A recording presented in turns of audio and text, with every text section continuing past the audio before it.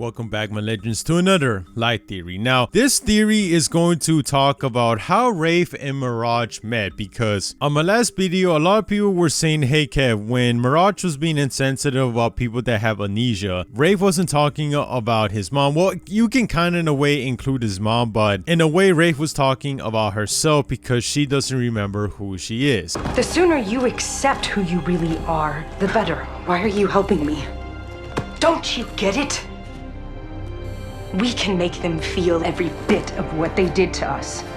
I'm not looking for revenge. I want to know who I am.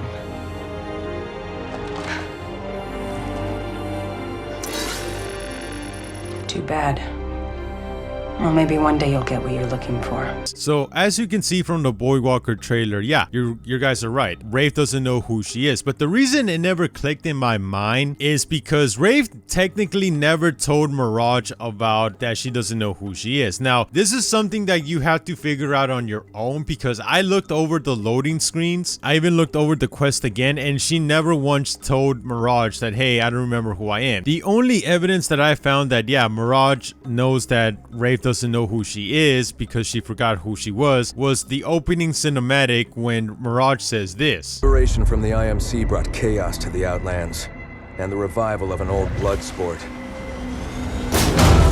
Some legends fight for fortune, others answers. But we shall all be forged in the glorious realm. Mirage, quiet. Now, some people could say that, oh, Kev, Mirage is talking about Pathfinder and how he's looking for his creator. So when Mirage says that some legends are looking for answers, he could be talking about Pathfinder. But here's the thing. Mirage keeps telling us that he doesn't care about Pathfinder, that he's some kind of, utility or whatever. Even though that deep down, we know that Mirage does care about Pathfinder. In fact, Pathfinder calls him his best friend. And Mirage doesn't like that because we know that Mirage doesn't like losing people in his life. It hurts him. So he keeps Pathfinder at a distance because he doesn't want to get too close to him, where if something does happen to Pathfinder, he's going to feel pretty sad that he lost another person close in his life. All right, we're with the new kill leader, and wait, it's the robot?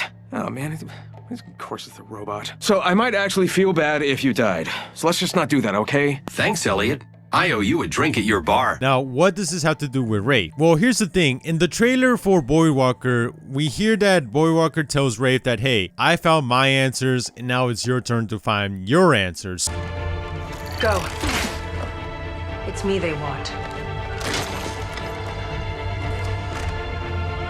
I can't make it. I'm not like you. I had to leave my world to find what I was looking for.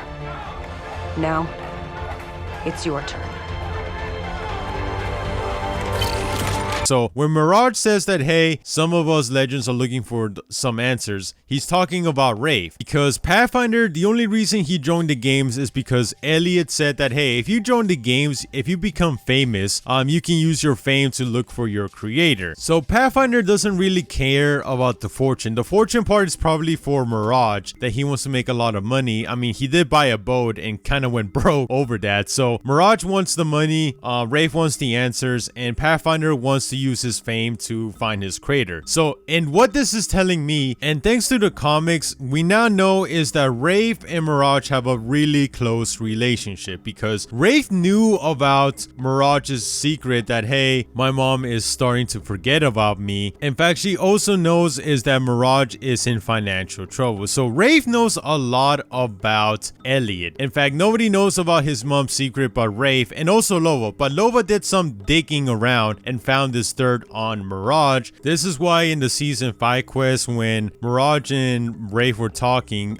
Wraith said that, hey, you look kind of, upset or down, and that's because Lova knows Mirage's secret, even though nobody was supposed to know about it, but somehow Lova got it. So what this tells me is that Mirage and Wraith have a lot of trust in each other. Now this will make sense because Mirage told Wraith that, hey, don't forget who you have history with. Now this will make a lot of sense because when Wraith came out of the bunker and she probably went to Soulless City. Nobody probably wanted to help her because, you know, she looked crazy if you come out looking like that. Except what I think happened is that she went to Mirage's bar because, like Pathfinder, you can get a lot of information from, you know, the customers. If I was an Apex writer, the way I would have done it is that Mirage was about to close down his shop when Wraith came in, or, you know, stopped him from closing his shop and was like, please, I need your help. I've been going around town. Everybody calls me crazy or whatever. Nobody wants to help me. Can you please help me? And knowing Mirage, the guy that he is, I like to think that he said, fine, come inside. Let's see what I can do for you. And I like to think that he gave her a free drink and an appletini. And ever since then, Mirage knows that that's Wraith's favorite drink, an appletini, because it was the first thing he gave to her when she was going through a hard time. So yeah, that's a nice little connection I would have done. So I like to think is that Mirage, being a nice guy, said, hey, if you want, you can stay in my bar, get in your own room until, you know, you get on your feet and you can, like, you know, move out or something. So I think that's what happened. I think she stayed at Mirage's bar until they joined the Apex games and she became a legend, and then she probably got her own place. But what I'm trying to say is that Mirage and Wraith probably have a lot of history with each other. They know each other from a long time. In fact, when Pathfinder met Mirage, Pathfinder calls Elliot a young bartender, even though right now he's somewhere in his 30s. So what this tells me is that this all happened probably in the year 2728, because when Wraith escaped,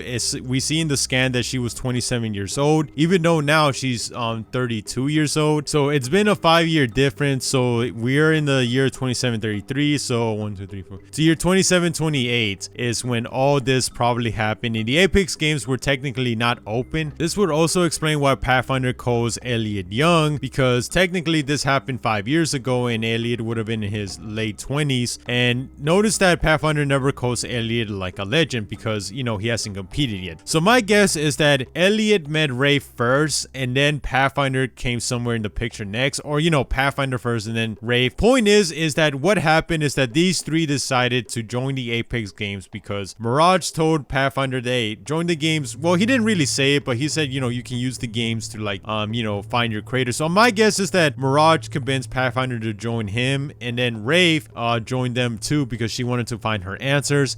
And this is how we probably got the opening scene where Mirage says that all this stuff about, hey, some legends look for answers, some fortune, and some just want to find their creator. Yeah, so my theory fits perfectly lore-wise. Now, some people are going to say, okay, Kevin, but how they got into a team? It's not like they can choose their team themselves. Well, you got to remember this. The Apex games is a blood sport, and the writers have said that, hey, they just get paid above average, which is not a lot. Now, this will explain why Bangalore's been in the Outlands for so long, because if you're just getting paid above average, it's not going to be a lot of money, and you're going to have to play a lot of games if you want to become rich. So what I think is back then there was no qualifiers to get into games. If you were crazy enough to want to join a games, a blood sport where you just get paid above average and the risk of dying is high, then yeah, sure, go ahead. So I think this is how they were able to join the games in the opening cinematic. Also, we know that Cuban Blisk was also seen in Mirage's bar, so it wouldn't be a surprise to me if, you know, one day Cuban went in there and Mirage, Pathfinder, and Wraith told Cuban that, hey, we want to join the games, or how do we join? And, you know, Cuban being Cuban, he probably was like, give me a free beer and I'll let you join. Here's my card. Because we saw that he gave a card to Rampart, and because of this card, she automatically becomes qualified to join in the main Apex games and not the qualifiers. But back then, I don't think there was any qualifiers or nothing. If you just were crazy enough to join the games, or, you know, you get invited by a special guest like the commissioner, yeah, you're automatically in the game. So I think that's what happened. That's how Wraith, Pathfinder, Mirage became a team, and this will explain why Wraith and Mirage are so close. So it looks like I was kind of right when I made the video about the Mirage ship. It looks like this really is going to be the vanilla ship of Apex, and this will be canon, mark my words. And I'll see you all next time, my legends. Peace.